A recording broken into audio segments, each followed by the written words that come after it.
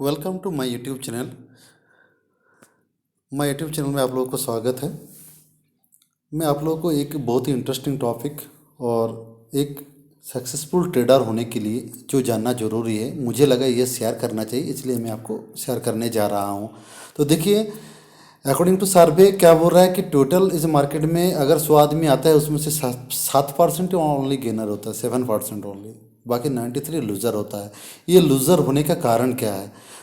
तो मैं भी एक सब ब्रोकर हूँ, मैं आदमियों को ज्वाइन कराता हूँ, तो मेरा भी फ़र्ज बनता है कि जो बंदा मेरे अंदर में ज्वाइन कर रहा है कि उसको इस तरह के एक डेमोस्ट्रेशन दी जाए। जबकि मैं डेमोस्ट्रेशन उसको ट्रेडिंग के बारे में कंप्लीट डेमोस्ट्रेशन देता हूँ, तो ये भी एक डेमोस्ट्रेशन के तौर पर मैं वीडियो बना रहा हूँ। जो भी ज्वाइन करता है उसको ये वीडियो का लिंक भेजना है ताकि वो अपने ट्रेड सेटअप इस बेसिस पे कर सके। तो चलिए, जो गलतियां हैं मैं ढूंढने की कोशिश किया, कई जगह से मैंने कोड को यहाँ पे लाया और उसके साथ उसको एक्सपेंड करने की कोशिश की ताकि जो हमारी कॉमन गलतियाँ वो कॉमन गलतियाँ ना हो। तो चलिए, कॉमन रीजन फॉर लूजर, एक लूज़र होने के लिए जो कॉमन रीज़न होता है वो है एक इम्पेशेंस, अधैर्य होना, अनकंट्रोल ग्रीड, एक अधिक लालची होना, इनडिसिप्लिन, अनुशासनहीनता की वजह से, लैक ऑफ नॉलेज, आपके अंदर ज्ञान ना होना, पोर्टफोलियो मैनेजमेंट ठीक ठाक से नहीं आना।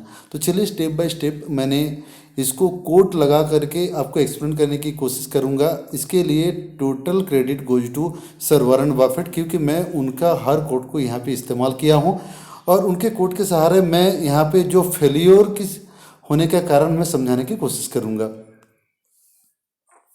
तो सबसे पहले इम्पेशेंस के बारे में उन्होंने जो बताया कि शेयर मार्केट एक ऐसा मशीन है, इस मशीन क्या करता है कि अधैर्य आदमी से एक धैर्यशील आदमी के पास पैसा भेज देता है। तो इसके बातों का मामला मतलब आप समझ रहे हैं कि आपको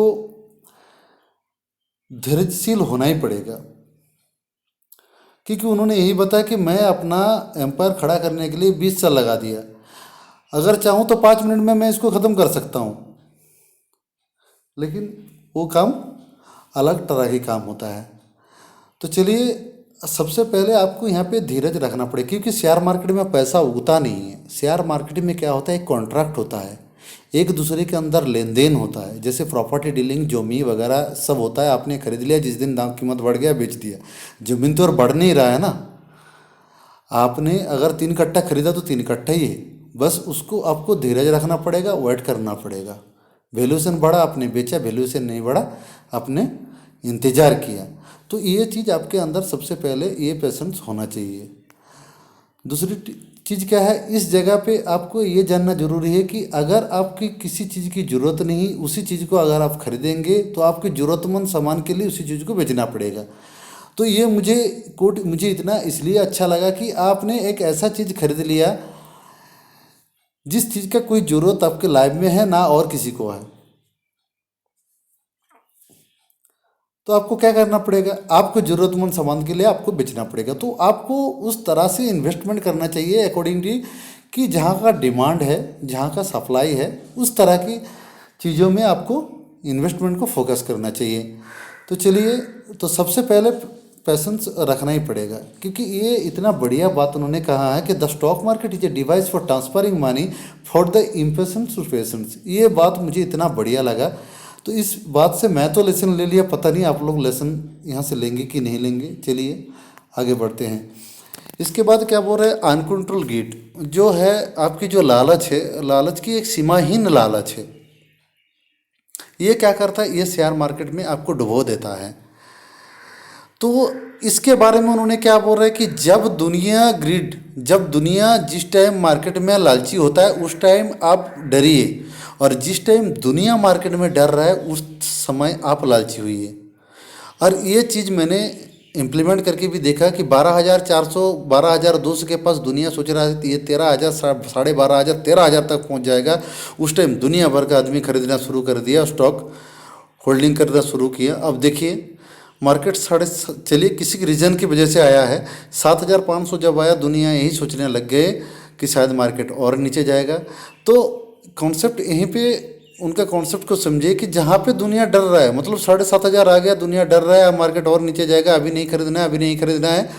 और वो बोल रहा है कि वही टाइम आपको ग्रीड, आपके अंदर लालच होना चाहिए, उसी टाइम आपको इन्वेस्टमेंट स्टार्ट कर देना चाहिए। और जब दुनिया सोच रहा है मार्केट और ऊपर जाएगा, उस टाइम से आपको वहाँ से डरना चाहिए। तो इसके लिए आपको क्या करना पड़ेगा, आपको गोल को फिक्स करना पड़ेगा, आपको पीरियड को फिक्स करना पड़ेगा कि मैं एक स्टॉक खरीद रहा हूँ, कितने दिन के लिए खरीदूँ और कब तक के लिए खरीदूँ। बहुत ही बढ़िया रूल और आगे आने वाला है। तो सबसे पहले आप अपनी ग्रिड को कंट्रोल कीजिए और अपना गोल को फिक्स कर लीजिए। Next, indiscipline. इनडिसिप्लिन में जो दो रूल आता है, सबसे पहला रूल है नेवर लॉस मनी और दूसरा रूल है नेवर फॉरगेट रूल नंबर 1। समझने की कोशिश कीजिए, आप कभी अपना पैसा को मत खोइए। मैं बार बार यहीं पे बोलता हूँ कि जितने भी आदमी अमीर बना है सब होल्डिंग बेसिस पे ही बना है। इंटरडे ट्रेडिंग में या ऑप्शन ट्रेडिंग में या फ्यूचर ट्रेडिंग में कहीं कुछ नहीं बना है। अगर trading means, intraday trading means success होता तो ये बाकी ये लोग सब करोड़पति नहीं बन जाते। ये लोग सक्सेसफुल, आज की डेट में सक्सेसफुल माना नहीं जाता। आप भी जानते हो, मैं भी जानता हूँ, ये इंटरडे ट्रेडिंग में एक दिन कमा लेते, 2 दिन 3 दिन 4 दिन, एक दिन में गवा देते हैं। हमेशा ध्यान में रहे कि पैसा आपके पास वैल्यूएबल है, पैसा आपका बचा रहना चाहिए। तो इस बारे में वॉरेन बफेट सर क्या बोला है कि someone sitting in the shade today because someone plant a tree a long time ago. आज अगर किसी ने पेड़ की छाया के नीचे बैठे हुए हैं, उसका रीज़न एक ही है कि उन्होंने कई सालों पहले एक पेड़ को लगाया था। तो आपने अगर पोर्टफोलियो 20 साल 15 साल 20 साल का पोर्टफोलियो बनाओगे तो आज आपका एक बहुत ही बढ़िया रिटर्न आपको देखने को मिलेगा। ये मत सोचिए कि आज ही मुझे सीड चाहिए। उस सीड के लिए आपको वो प्लेटफॉर्म को तैयार करना पड़ेगा। तो अब धीरे धीरे आप अपना पोर्टफोलियो को ग्रो कीजिए।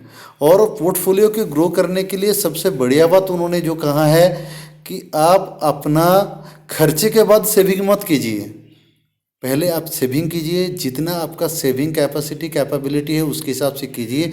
उसके बाद जितना पैसा बचेगा उसके बाद आप उसको स्पेंड कीजिए, उसको खर्चा कीजिए।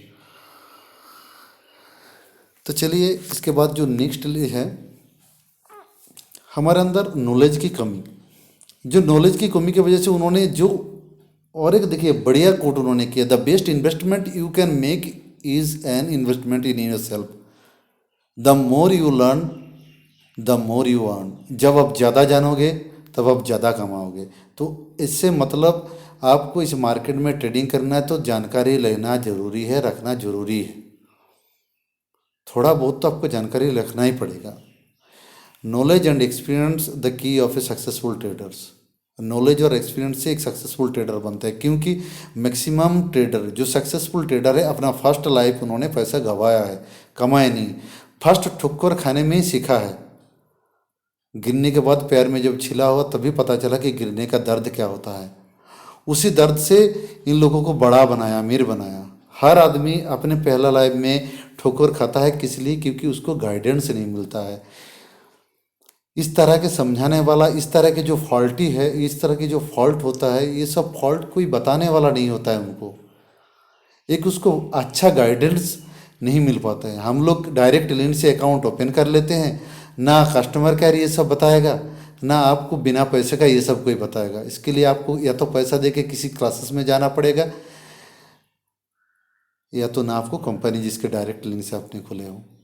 लेकिन हम कोशिश करते हैं कि मैं जिसको आज अकाउंट ओपन करके दे रहा हूँ उसको ये चीज़ पता चले कि यहाँ पे कमियाँ और यहाँ पे अच्छाई क्या क्या है। बाकी उसका पैसा उसका रिस्क है, वो जैसा कर मर्जी वैसा कर सकता है। चलिए आगे बढ़ते हैं।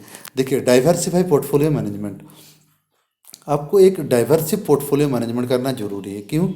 क्योंकि अगर देखिए, do not put your egg all egg in one basket. एक बास्केट के अंदर आप पूरा अंडे को मत डालिए। अगर वो बास्केट गिर गया, उस बास्केट के ऊपर और कुछ गिर गया तो पूरा अंडा फूट जाएगा। तो इसका मतलब बोल रहा है कि किसी एक स्टॉक के ऊपर आप पूरा पैसों को इन्वेस्ट मत कीजिए, उसको बांट लीजिए ताकि एक लॉस हो जाए तो एक आपका भरपाई कर दे।